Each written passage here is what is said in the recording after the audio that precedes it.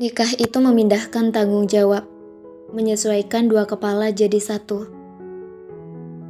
Nafisah terbangun dari tidurnya dan melihat jam dinding yang terletak di atas pintu masuk. Dia sangat kaget karena sekarang sudah menunjukkan pukul 15:10 dan dia sudah melewatkan waktu sholat zuhur. Nafisah melirik ke sebelah kiri yang dulu selalu kosong dan sekarang sudah diisi oleh seorang cowok yang resmi menjadi suaminya sekitar 5 jam yang lalu. "Mas, bangun, kita sholat zuhur dulu, waktunya udah mau habis," kata Nafisah menggoyangkan badan Adnan dengan sedikit keras.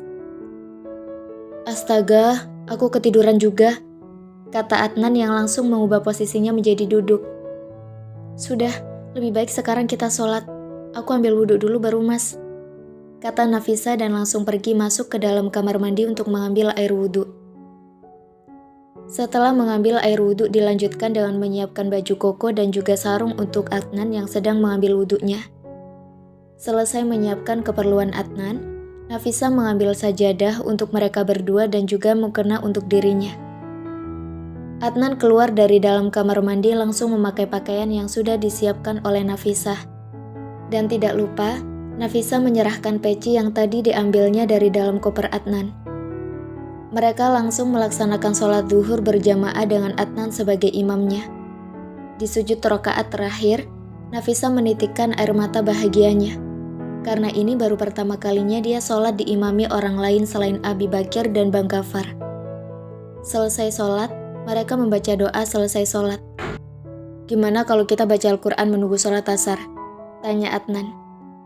"Iya, aku ambil Al-Qurannya dulu," kata Nafisah dan berdiri untuk mengambil Al-Quran.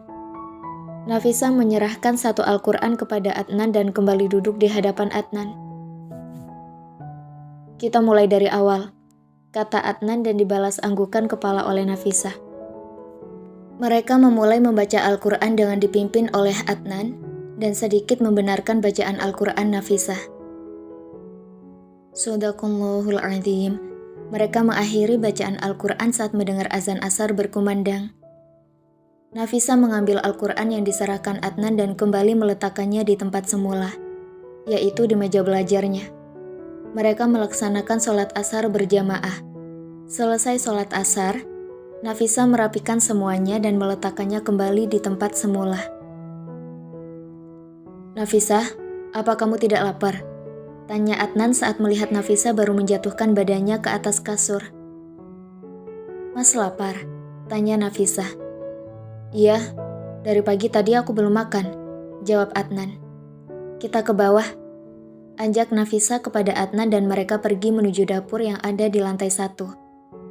Di atas meja makan masih tersaji banyak lauk sisa pernikahan tadi. "Mas duduk aja biar aku siapkan dulu," kata Nafisah dan mengambilkan nasi serta lauk pauk untuk Adnan. "Makasih," kata Adnan saat Nafisah meletakkan piring yang sudah penuh dengan nasi dan juga lauk pauk. "Sama-sama," kata Nafisah dan meletakkan segelas air putih. "Kamu gak makan?" tanya Adnan saat melihat Nafisah yang hanya duduk di sampingnya. "Aku gak lapar," jawab Nafisah. "Tapi kamu belum makan. Kalau gitu biar aku yang ambilkan untuk kamu," kata Adnan mengambil satu piring bersih untuk mengambilkan makanan buat Nafisah. "Biar aku ambil sendiri, Mas lanjutkan makannya," kata Nafisah merebut piring yang ada di tangan Adnan dan mengambil makanan untuk dirinya sendiri. Akhirnya mereka makan dengan sunyi.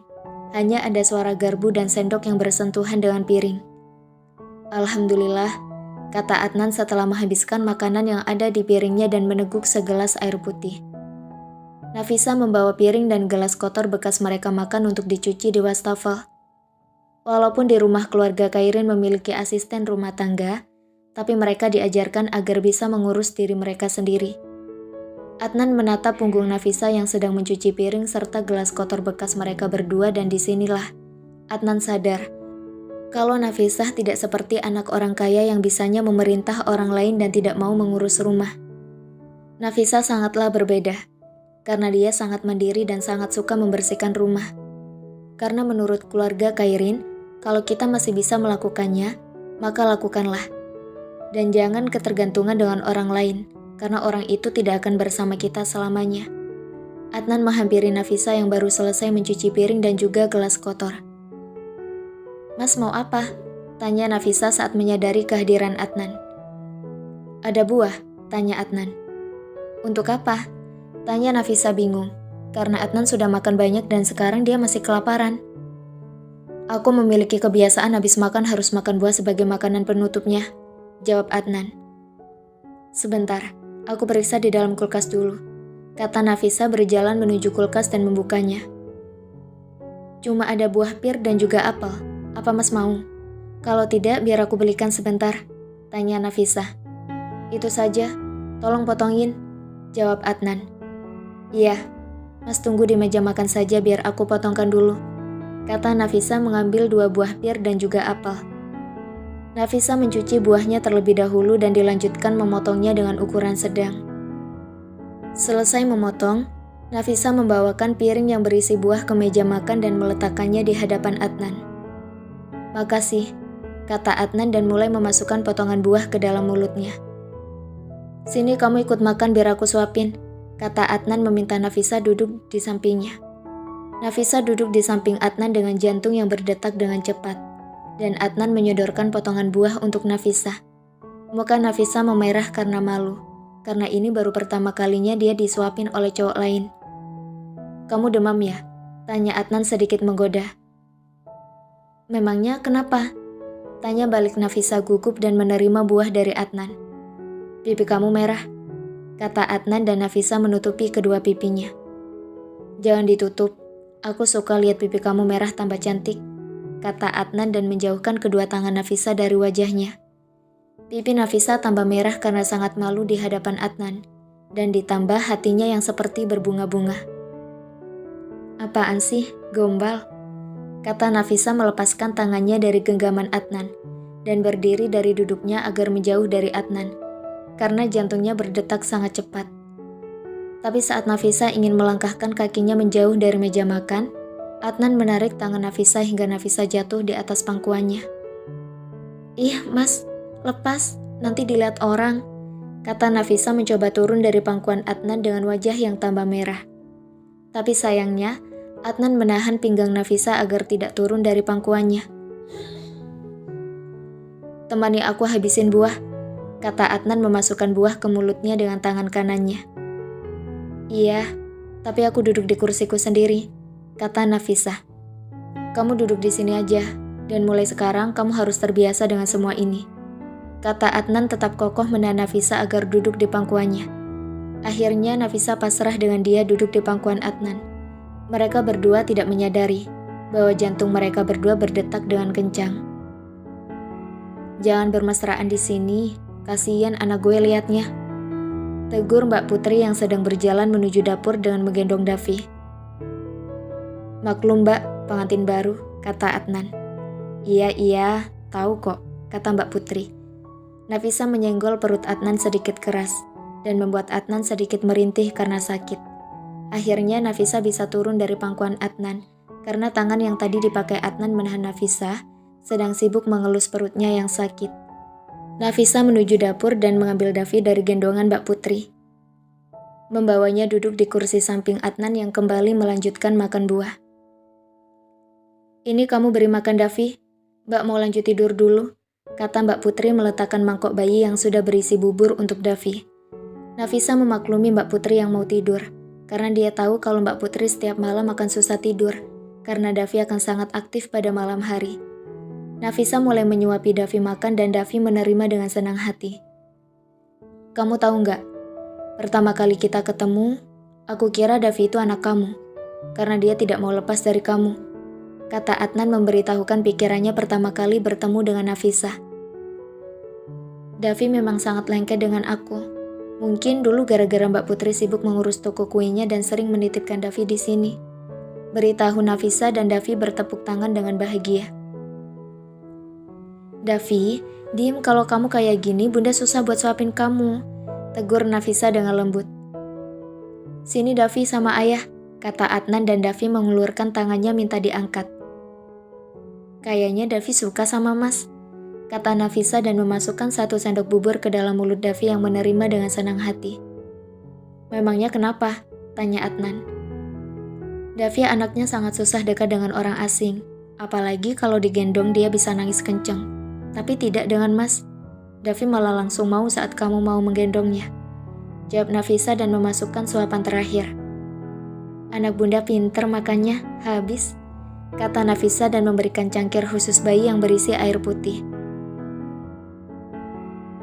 Kamu bawa Davi main ke ruang keluarga aja, aku mau cuci ini dulu.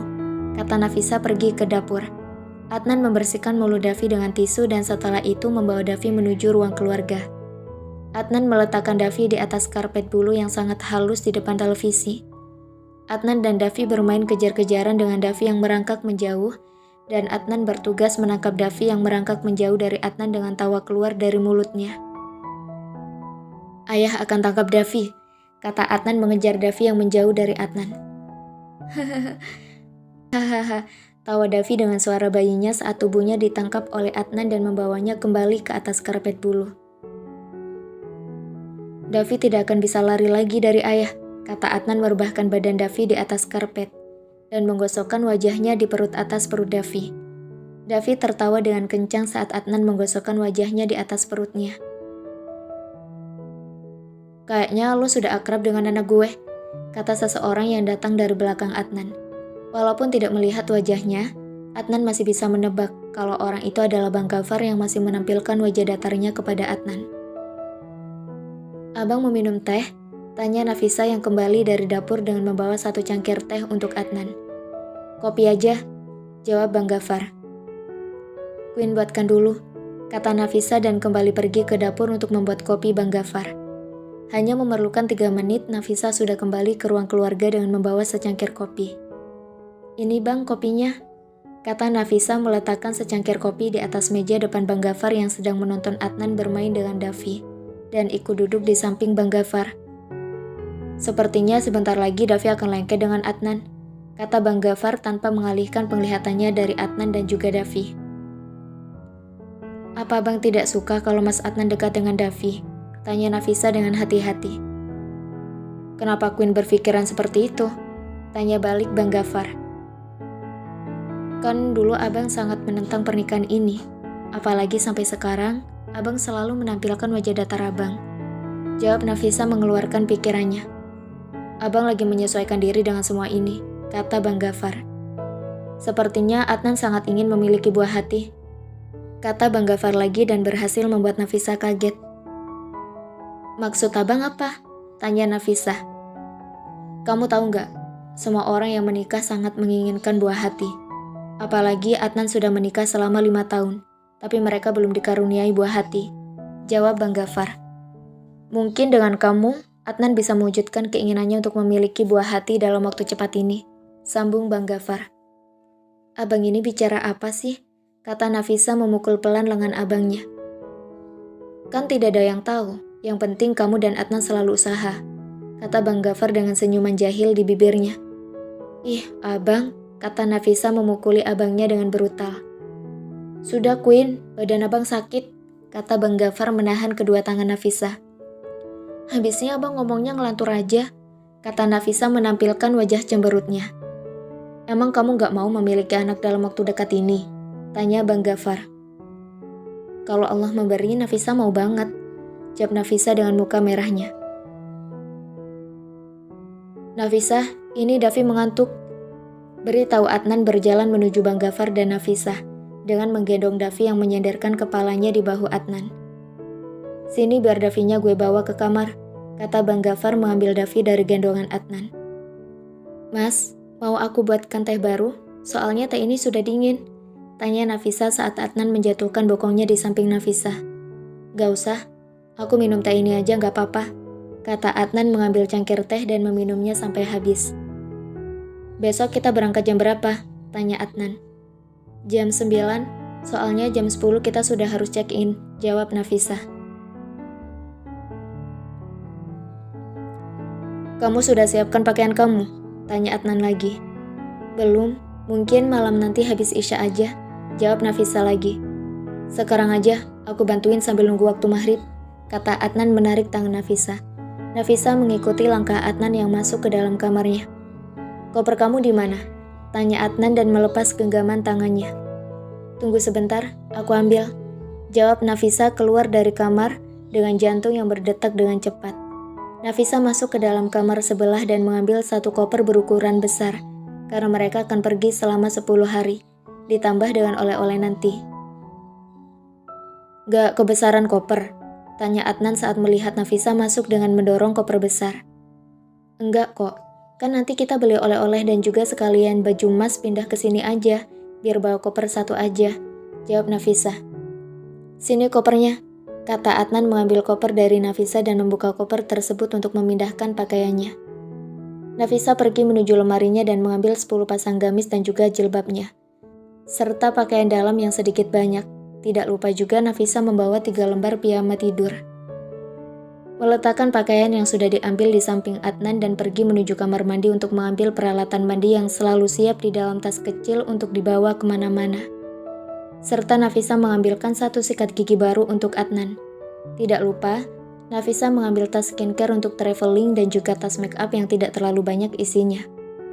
Nafisa kembali ke tempat Adnan dan dia lihat Adnan sedang memasukkan baju Nafisa ke dalam koper. Nafisa, nanti temani Mas ke minimarket ya. Mas lupa beli alat cukur dan juga krim cukurnya, kata Adnan. Iya, aku sekalian ada yang mau dibeli juga, kata Nafisa dan memasukkan 3 tas kecil yang diambilnya tadi. Kamu gak bawa tas atau sepatu? Tanya Adnan. Oh iya, hampir lupa, kata Nafisa bangkit lagi dari duduknya dan pergi menuju rak sepatu yang ada di dalam kamarnya. Nafisa kembali lagi membawa sepasang sandal dan juga sepatu yang sudah dimasukkan ke dalam tas khususnya. Tas? Tanya Adnan. Gak usah, cukup tas yang nanti aku pakai berangkat aja, jawab Nafisa dan meletakkan tas sepatu dan sandal ke dalam koper. Disinilah Adnan melihat perbedaan Nafisa dan Lestari.